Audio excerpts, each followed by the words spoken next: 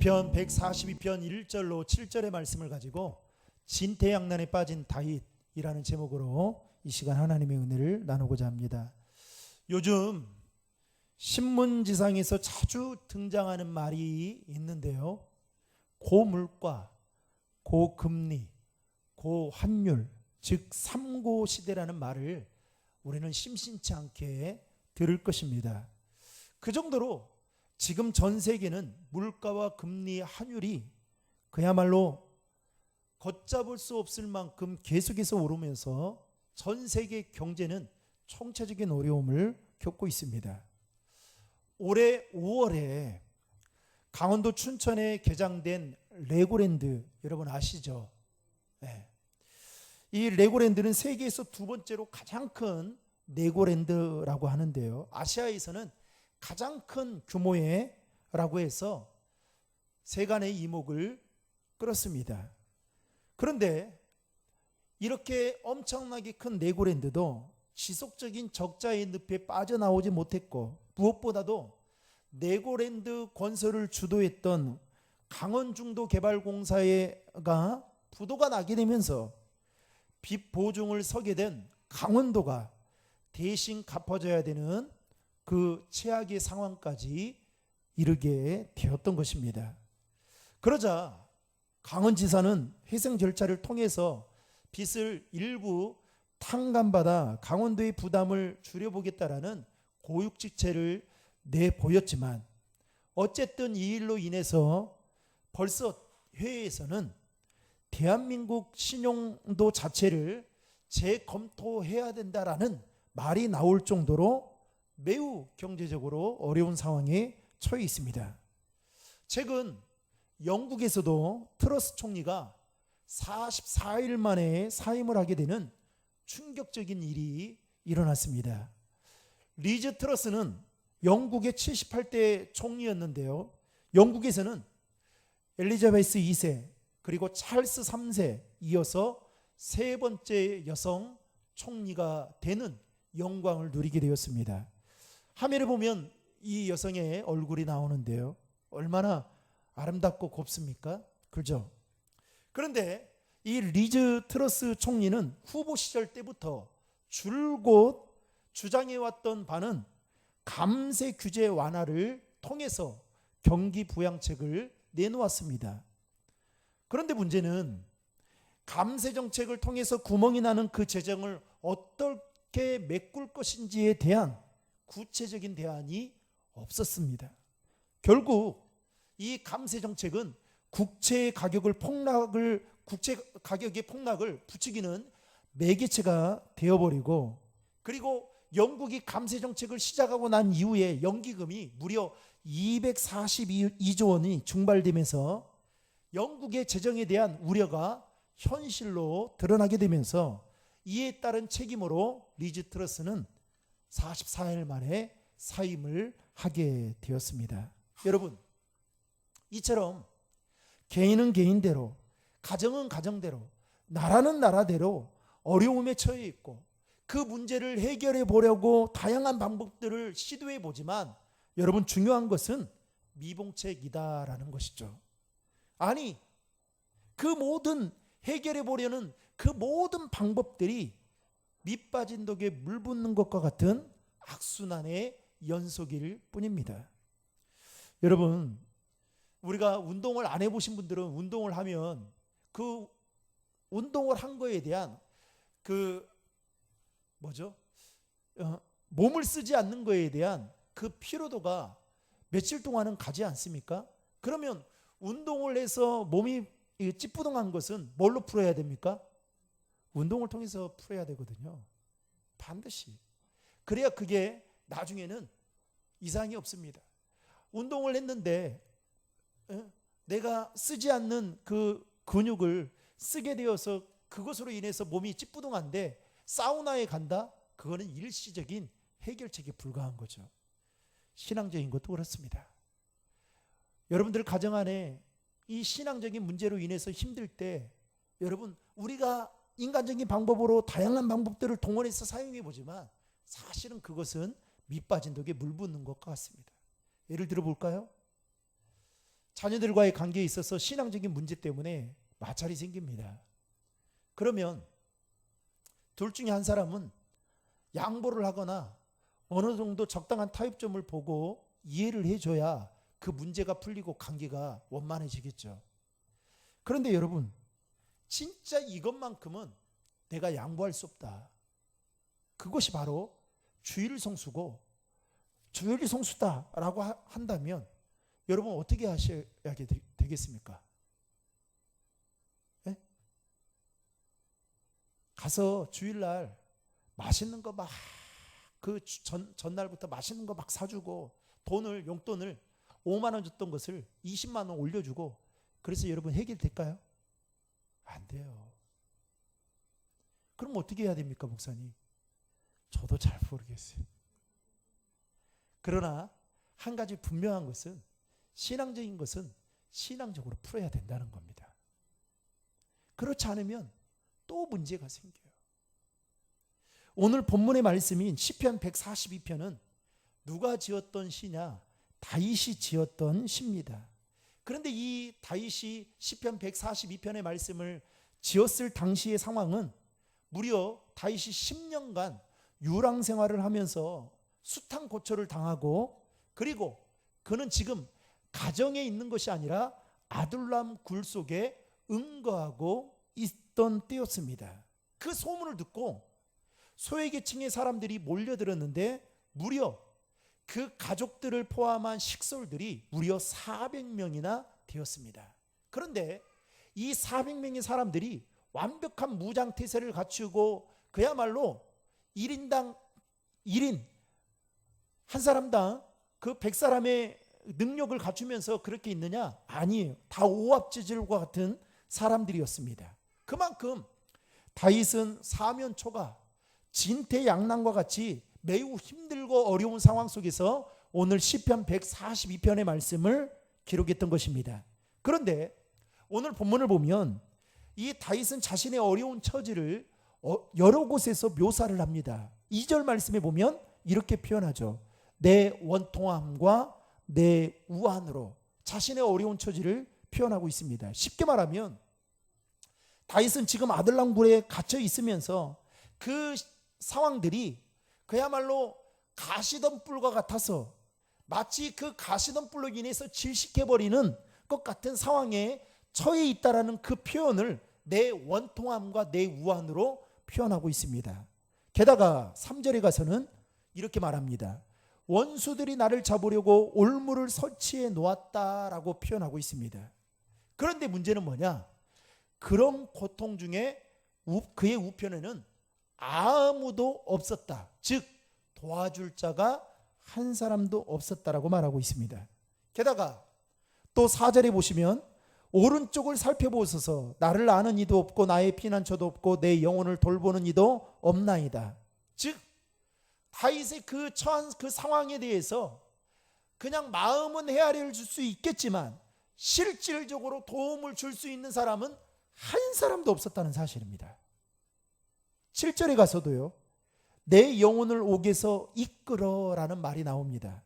즉 다윗은 자신이 처한 그 고통스러운 상황을 이렇게 표현하면서 지금 아둘람굴에 갇혀 있는 다윗의 상황이 그야말로 감옥에 갇힌 것과 같다라고 이렇게 표현하고 있는 것을 보게 됩니다. 그런데 여러분 놀라운 것은 이러한 상황 속에서 자신의 신앙의 진가를 다윗은 발휘하고 있다는 거예요.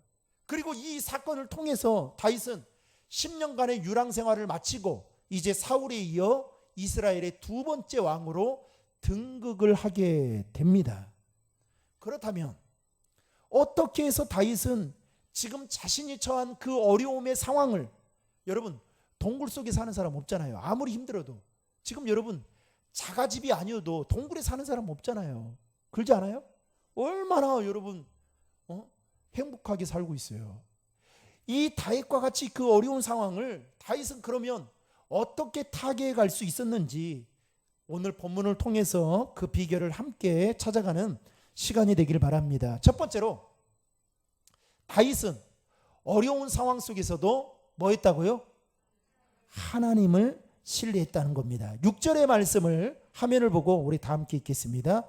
나의 부르짖음을 들으소서. 나는 심히 비천하니이다. 나를 핍박하는 자들에게서 나를 건지소서. 그들은 나보다 강하니이다. 아멘. 다윗은 지금 자신의 힘으로 아무것도 할 수 없다라는 것을 고백합니다. 즉 하나님이 도와주시지 아니하시면 원수들을 이길 수 없다라고 다윗은 말하고 있습니다.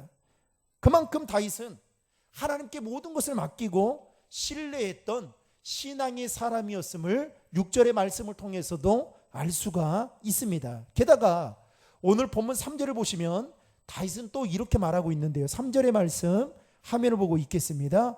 내 영이 내 속에서 상할 때에도 주께서 내 길을 아셨나이다. 내가 가는 길에 그들이 나를 잡으려고 올무를 숨겼나이다.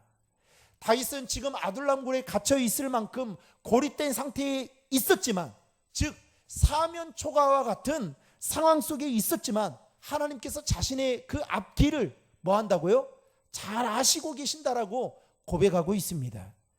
또 5절 말씀에도 보면 다윗은 절박한 상황 속에서 이렇게 고백합니다. 같이 읽겠습니다. 여호와여, 내가 주께 부르짖어 말하기를 주는 나의 피난처시오 살아있는 사람들의 땅에서 나의 분깃이시라 하였나이다. 아멘. 다윗은 절박한 상황 속에서 오직 하나님만이 자신을 지켜줄 수 있는 피난처이고 분깃은 뭡니까? 나의 목, 재산이다 라고 고백하고 있는 것을 보게 됩니다. 사랑하는 성도 여러분, 사람은 자기가 무언가를 하려고 할 때에 힘이 들거나 또 고통스러워합니다. 그런데 그럴 때 그냥 체념해버리면 편할 수는 있겠죠. 그런데 그것은 근본적인 해결책이라고 볼 수 없습니다. 어떻게 해야 되느냐? 전능하신 하나님을 신뢰하고 그분께 모든 것을 맡기고, 여러분 우리의 인생이 하나님의 손에 있다라는 것을 믿음으로 인정하고 그분께 모든 것을 맡겨야 되는 거예요. 마치 목욕탕에 가면 그 귀중한 진리를 우리에게 말하고 있잖아요. 귀중품은 어떻게 해요? 주인에게 맡겨야 책임져 준다는 거죠. 대신 맡기지 않고 잃어버린 것은 책임을 지지 않겠다라는 겁니다. 사랑하는 성도 여러분, 우리 인생에 힘들고 어려운 일이 없을 거라고 여러분 누가 장담할 수 있겠습니까? 우리 교회가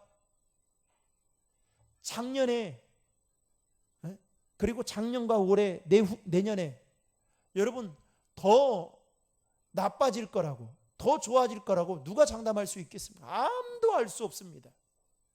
어제 저녁에 여러분 뉴스를 통해서 보았지만은 세월호 사건 이후에 그야말로 엄청난 인명사건이라고 하잖아요.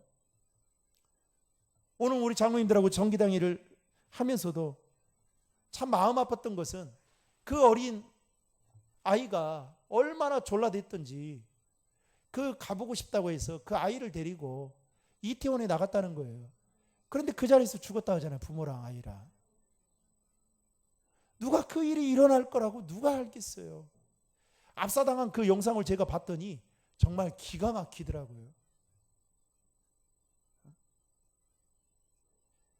그냥 그 밤에 잠깐 부모님한테 나가서 잘 다녀오겠다라고 인사를 했을 텐데 그때 부모님들이 뭐라고 있을까요? 야, 적당히 하고 돌아와라. 그랬을 거 아니에요.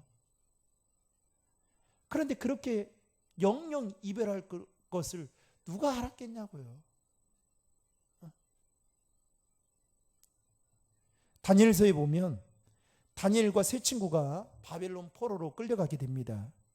그런데 이 느부갓네살 왕이 자신의 본국의 힘을 강화시키기 위해서 포로된 자들 중에 지혜와 지식이 있는 자를 선별하라고 명령을 내리게 되죠. 그때 다니엘과 세 친구가 거기에 발탁이 됩니다.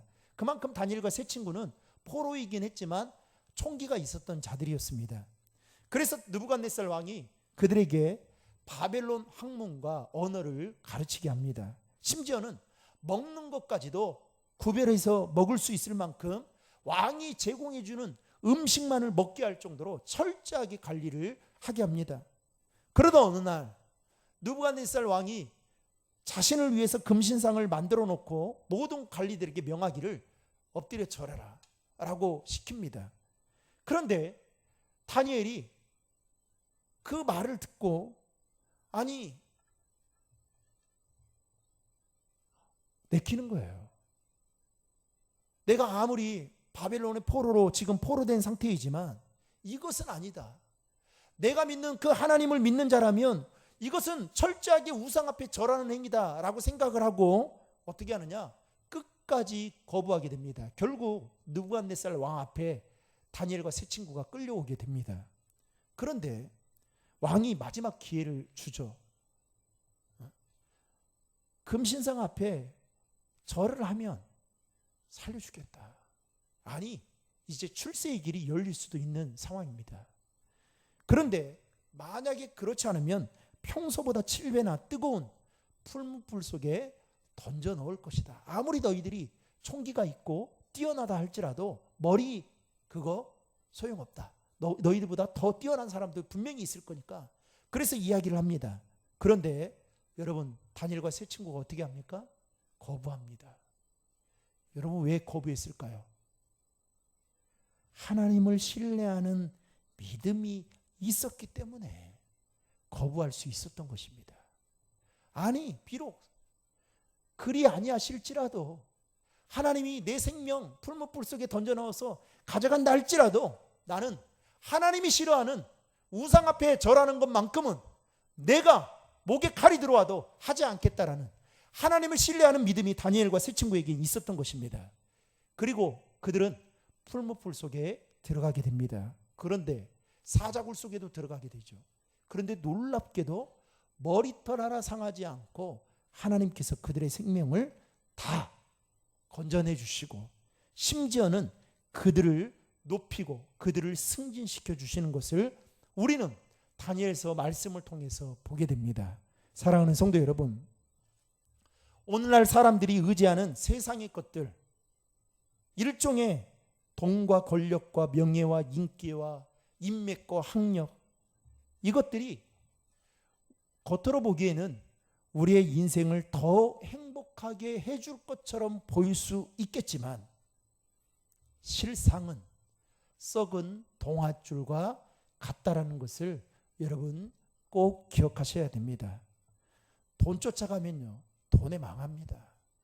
권력에 쫓아가면, 권력에 눈이 멀면 권력 때문에 당하게 되는 날이 있을 겁니다.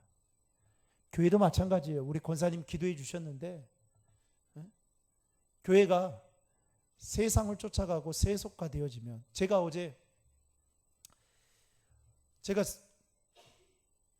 영등포노에 그 아동부 연합회 담당 목사예요. 그런데 제가 그걸 하기 싫다고 했거든요.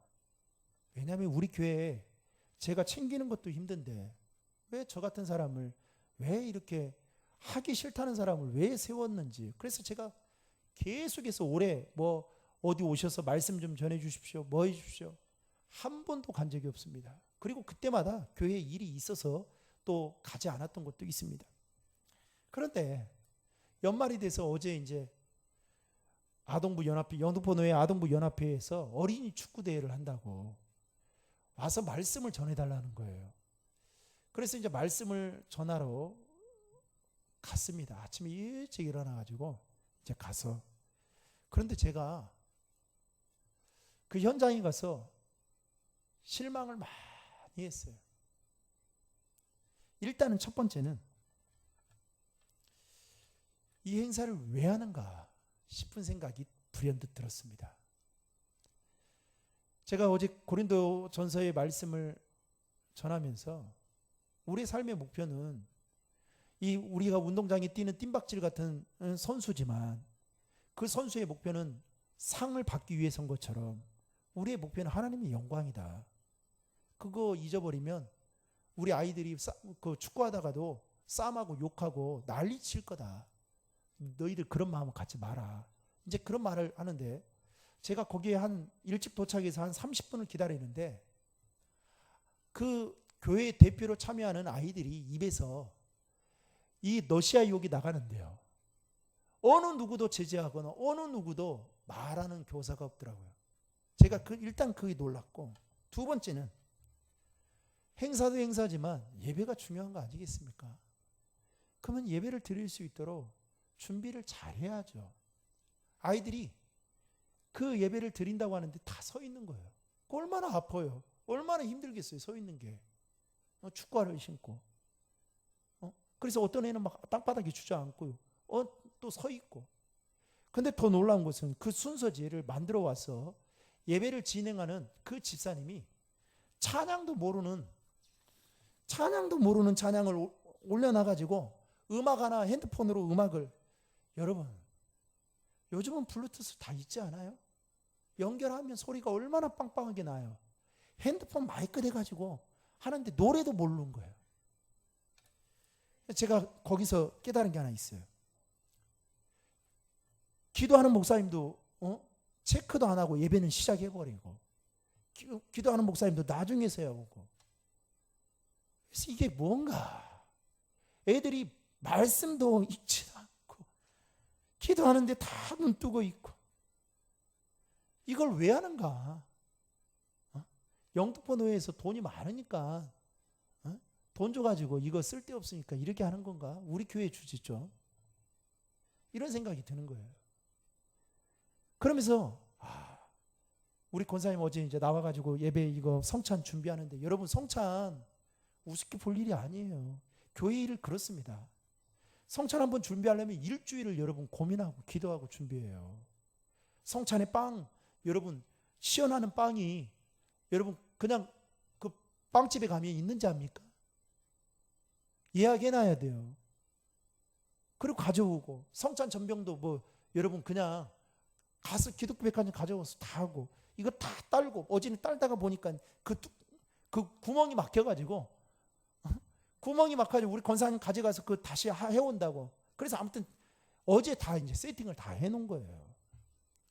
여러분 교회에서 하는 것도 이렇게 일일이 하나하나 다 점검하며 체크하는데, 심지어 노예에서 하는 그 귀한 일을 어떻게 그렇게 할 수 있을까? 라는 생각이 드는 거예요.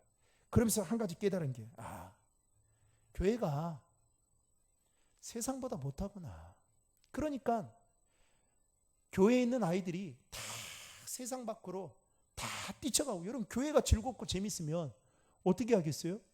교회 안에 있지 않겠어요?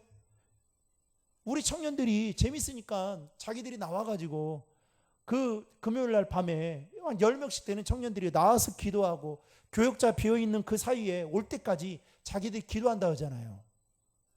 여러분 얼마나 감사한 일이에요. 돈 주고도 야 너희들 하나님 의지하고 신뢰하라 이렇게 해도 될까 말까 하는데, 이 아이들이 이 거룩한 마음을 가지고 살아간다는 거 얼마나 귀한 일이에요. 그런데 교회는 어떻게 해요? 세상 따라가는 거예요. 돈 따라가죠. 돈 있으면 직분자 세우죠. 직분을 맡으면 힘 있다라고 생각하고 큰 소리를 내죠. 저도 제가 이게 맞는가 싶은 생각이 들 때가 있어요. 지금도 아이러니한데, 어느 날부터인가 우리 한국교회가 이제 목회자들이 공부를 하는 이유가 교회 청빙받으려고 공부를 하게 돼요. 왜냐하면 석사나 박사학위를 안 가지고 있으면 대형교회는 뽑지를 않습니다. 그 사람이 영성이 뛰어나도 그거는 2차적인 거예요. 그래서 어떻게 하느냐? 교회가 뭐 적은 교회든 큰 교회든 다 똑같은 방식을 가지고, 다 세상의 잣대를 가지고 기준을 세워서 다 그렇게 뽑습니다. 근데 여러분, 그렇게 해서 문제가 없었습니까? 그렇게 와서 문제가 없었냐고요? 있어요. 그런데 우리는 어떻게 해요? 목사님 그래도 나름대로의 규정이 있어서 이 정도죠. 만약에 없었다면, 여러분 사도 바울이 그렇게 해서 지도자가 됐을까요? 사도 바울 같은 그 백그라운드를 가진 사람만 지도자가 되면 여러분 누가 될 수 있을까요? 제가 말씀드리고자 하는 것은 교회가 세상을 따라가기 정신없다는 거예요. 여러분 그렇게 하시겠습니까? 그게 썩은 동아줄과 같은데, 겉으로 보기에는 그 줄을 잡으면 교회가 잘 될 것 같은데, 여러분 진짜 그럴 수 있겠어요? 아니죠. 하나님을 의지하고 하나님을 신뢰한다면 눈에 보이는 것이, 아니 그냥 계산기를 두드려서 우리의 지금 그 결론이 이렇게 난다 할지라도 다니엘처럼 여러분 그것 부인할 수 있어야 된다라는 것입니다. 이사야서 40장 31절에 보면 하나님을 신뢰하는 자에게 이렇게 말씀합니다. 같이 읽겠습니다. 오직 여호와를 앙망하는 자는 새 힘을 얻으리니 독수리가 날개치며 올라감 같을 것이요 다른 박질하여도 곤비하지 아니하겠고 걸어가도 피곤하지 아니하리로다. 아멘. 하나님을 앙망하는 것, 하나님을 의지하고 신뢰하는 자에게는 하나님이 새 힘을 주신다고 말씀하고 있습니다. 사랑하는 성도 여러분, 썩은 동아줄을 붙잡고 살아가는 인생이 아니라 하나님을 앙망하는 인생이 되기를 주님의 이름으로 축복합니다. 거기에 우리의 인생이 여러분 달려있는 것입니다. 두 번째로, 다윗은 어려운 상황 속에서도 하나님께 뭐 했다고요? 기도했다라는 겁니다. 여러분 너무 식상하지 않습니까? 너무 잘하는 거 아니에요? 어려우면 기도해야 된다는 거 모르는 사람이 어디 있습니까? 그런데 문제는 뭐예요? 아는데도 기도의 자리에 오지 않는다는 거예요. 기도하지 않는다는 거예요. 오늘 1절 말씀을 보면, 자 1절 한번 화면을 보고 같이 읽겠습니다. 내가 소리내어 여호와께 부르짖으며 소리내어 여호와께 간구하는도다. 자 노란 글씨로 보면 소리내어라는 말이 몇 번 적혀 있습니까? 2번. 여러분 2번이나 반복되어져서 기록하고 있는 것은 그만큼 다윗이 지금 자신이 처한 그 절박한 상황 속에서 하나님께 부르짖었다라는 것을 표현하고 있는 겁니다. 2절에도 보면 내가 내 온통함을 그의 앞에 토로하며 내 우환을 그의 앞에 진술하는도다.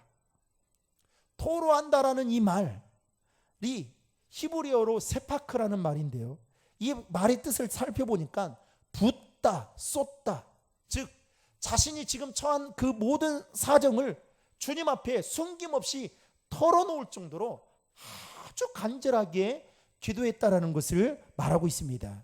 결국 하나님께서 다윗의 기도를 들으시고, 그리고 다윗을 집요하게 추격해왔던 그 사울 왕으로부터 벗어나서 이제 다윗이 이스라엘의 2번째 왕이 되는 것을 우리는 성경을 통해서 보게 됩니다.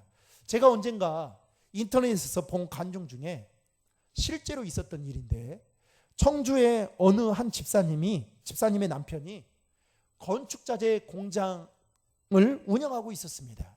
그런데 여러 가지 일들 때문에 그 사업이 어려워지게 되면서 500평이 넘는 그 공장 마당에 재고가 그야말로 가득 쌓일 정도로 물건이 팔리지 않아서 어려움에 처하게 된 것입니다. 그러면서 빚이 점점 늘어나게 된 겁니다. 그러면서 회사뿐만 아니라 가족 전체가 흔들거리게 되었습니다. 그런데 이 집사님의 남편이 교회는 다니는데 자신이 그 운영하는 그 회사의 어려움 때문에 부끄러워서 고개를 들지는 못하는 거예요. 사람들을 만나지는 못하는 겁니다. 그것을 옆에서 지켜본 부인 집사님이 나까지 이러면 안 되겠다라는 생각이 들어서 기도를 하기 시작했습니다. 40일 작정 기도를 이제 하면서 아침마다 금식하며 기도에 이제 시작을 하게 된 겁니다. 그러면서 이 부인 집사님이 기도를 하면서 하나님, 내 기도를 들어주시면 내가 평생 교회를 위해 헌신하겠습니다 라고 하면서 금식하며 기도하면서 심지어는 모든 공예배에 다 참석하고 심지어는 이 제자훈련까지 다 참석을 하게 될 정도로 열심을 했습니다. 그런데 이 부인 집사님이 기도를 할 때마다 이상하게도 이 남편의 사업을 놓고 기도를 하면 마음이 편안해지는 거예요. 그래서 왜 이 마음이 편안해질까? 그래서 하나님, 이 마음은 어떤 마음입니까? 라고 기도하자 하나님이 이 부인 집사님에게 확신을 주는 거예요. 기도하면 내가 세워주겠다 라는 이 확신이 들어서 어느 날 남편을 불러놓고 멋있는 레스토랑에 불러놓고 밥을 먹이면서 본인이 지금의 마음을 이야기를 했다고 합니다. 그러면서 남편에게 힘이 되는 말로 이렇게 말했다고.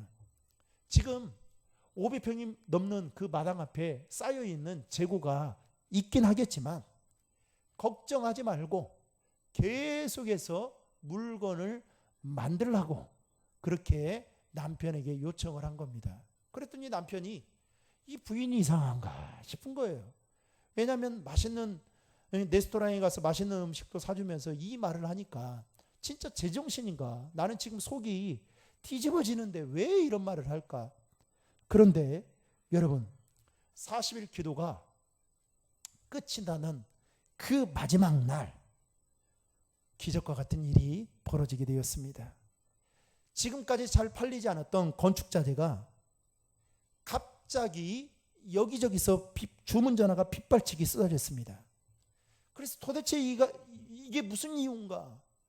나중에 알고 보니까 정부에서 건축경기 부양책을 내어 놓았던 것입니다. 그래서 결국 어떻게 됐느냐? 자신이 그동안 만들어 놓았던 그 모든 재고품들이 다 팔리게 되었고 그것도 부족해서 밤새 작업을 해도 주문량을 못 따라갈 만큼 엄청난 주문이 폭주처럼 쏟아지게 되면서 그 회사가 정상적으로 돌아오게 되었다라는 놀라운 간증을 제가 들은 적이 있습니다. 사랑하는 성도 여러분, 성경은 우리에게 분명하게 말합니다. 힘들고 어려운 상황에 처해 있다 할지라도 하나님께 간절히 기도하면 하나님께서 그의 기도를 들으시고 응답해 주신다고 약속하십니다. 그래서 여러분, 믿음은 모험이라는 말이 있지 않습니까? 근데 그 모험은 누가 할까요? 하나님을 의지하고 신뢰하는 사람만 할 수 있는 거예요. 이성적이고 계산적인 사람은 절대 그렇게 할 수 없습니다. 그런데 여러분, 우리는 이와 같은 삶을 다 살았잖아요. 그 은혜를 경험했잖아요. 그렇죠?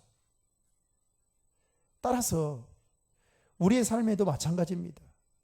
다윗과 같은 그런 힘든 상황은 까지는 가지 않을 수도 있고 또 그 상황까지 갈 수도 있겠지만 여러분, 중요한 것은 그 상황을 놓고 그 환경을 놓고 우리가 절망하고 포기하기보다는 하나님을 의지하고 신뢰하며 하나님을 바라보고 기도하는 그 믿음의 자세가 우리에게 있어야 된다는 것입니다. 하나님은 그런 자를 찾으시고 그런 자를 눈여겨보시고 그의 삶의 피난처가 되어주시고 분깃이 되어주시며 악한 자들로부터 안전한 곳으로 인도해 주신다는 것입니다. 사랑하는 신도림교회 성도 여러분, 제가 오늘 우리 장로님들하고 정기당회하고 또 예결산위원회에 관련된 이야기들을 하면서 우리 장로님들이 좋은 이야기 많이 해주셔서 감사하긴 한데 그러면서 다시 한번 되돌아보게 된 것도 있지만 제가 나중에 그 이야기를 하겠지만 여러분, 하나님의 일은 하나님을 믿고 하나님을 의지하는 자는 제가 걸어왔던 것도 그래요. 아마 제가 계획을 딱 짜서 이렇게 걸어왔다 한다면 저는 아마 여기에 없을걸요. 그리고 더 큰 계획과 포부를 가지고 있다고 한다면 어르교 더 큰 욕심을 낼 수도 있겠죠. 여러분, 그렇더라고요. 우리 가정 제가 지난번에 훈련 받을 때 이야기했잖아요. 저희 가정 그 2년 전세로 살다가 반전세로 살다가 계약을 할 때에 아무 말이 없게 이대로 살면 되겠다 싶었는데 훈련이 끝난 그때에 기도응답을 받아오라고 말함과 동시에 그때 그 집주인이 연락을 딱 왔어요. 여러분은 어떻게 생각할지 모르겠습니다만 저는 다른 그 집주인의 집에서 살고 있는 사람으로 걱정이 됐습니다. 인간적으로 이거를 어떻게 5% 그래도 정부에서 감사하게 참 하나님은 정부 이정자들을 통해서도 마음을 만져서 도와주시는 것 같아요. 5%를 어떻게 감당할까? 그냥 솔직히 걱정했습니다. 그런데 처음에는 집주인이 그렇게 이야기했다가 5% 정도 이야기했다가 나중에는 그냥 목사님 힘들고 어려운데 그냥 이렇게 사십시오 라고 해서 지금 그 덕분에 통닭 몇 마리 보내고 그리고 이렇게 지금 살고 있습니다. 여러분, 우리 일은 한 첩도 내다볼 수 없어요. 앞으로 어떻게 될지, 또 내년에 또 계약하는 날인데 어떻게 될지 아무도 모릅니다.